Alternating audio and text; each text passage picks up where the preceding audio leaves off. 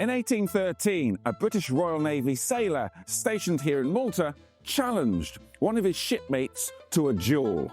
But things went wrong right from the start and just kept getting worse. This is the story of what's probably the dumbest duel of all time.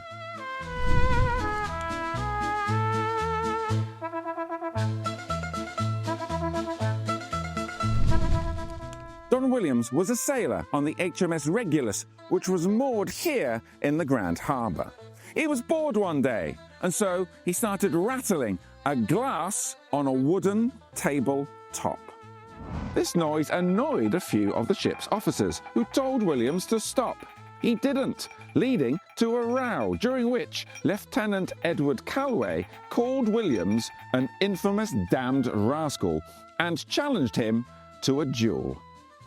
Next day, 6 in the morning, Williams and Calway meet here at Kingsgate, the old name for today's City Gate. And it's here that they find their first problem. Both of them need a second, a man to support each of them during the duel. They bump into another Englishman, a Mr. Japsalis, who agrees to be Williams's second. But Calway says he doesn't have any friends, so he doesn't have anyone to ask. So Japsalis agrees to act as a second for both men. This is pretty ridiculous, and also, wouldn't it make him a third? And so these three walk to a field in Floriana, found on the Imsida Bastion, which today would be somewhere around this car park. It's at this point that Williams and Calway discover their second problem. Neither of them have brought any pistols, because each one thought that the other was bringing the weapons. These guys are so dumb, they didn't even bring a knife to a gunfight, let alone any actual guns. So, all three go back to Kingsgate, where Williams has to ask a couple of soldiers if he can borrow their guns. He succeeds, and so the three go back to the field. Finally, the duelists stand 12 paces apart. Japsalis tells them to shoot when his hat hits the ground, which they do, but both men miss. At this point, Williams offers to call it quits. Calway insists on carrying on, and therein lies their third problem. When Japsalis was loading the guns, he'd spilt some of the gunpowder, which now meant they didn't have enough for another round of shooting. So Japsalis, who's probably regretting getting involved by now, returns to Valletta, where he finds more gunpowder and then goes back to the field, where he sees some letters on the ground. They belong to Williams, who asks Calway to deliver them to his loved ones and to settle a debt on his behalf should he not survive.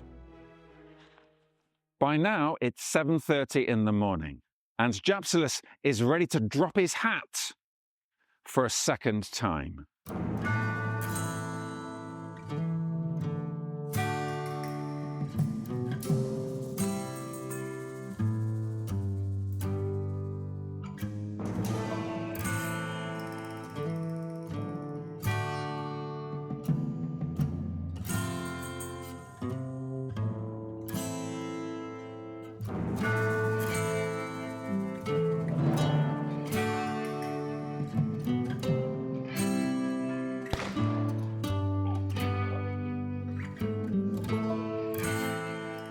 Williams, the man who rattled the glass in the first place, shoots Calway in the heart, and he falls down dead.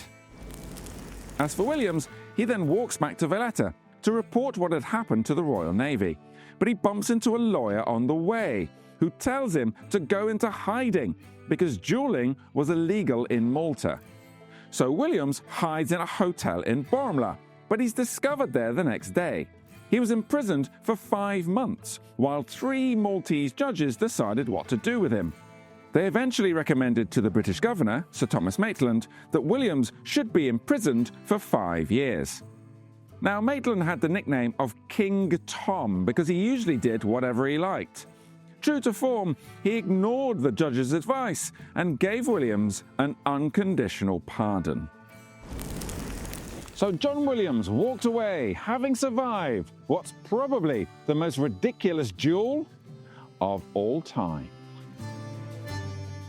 For more tales of the terrible and stories of the strange, follow Dark Malta Tours.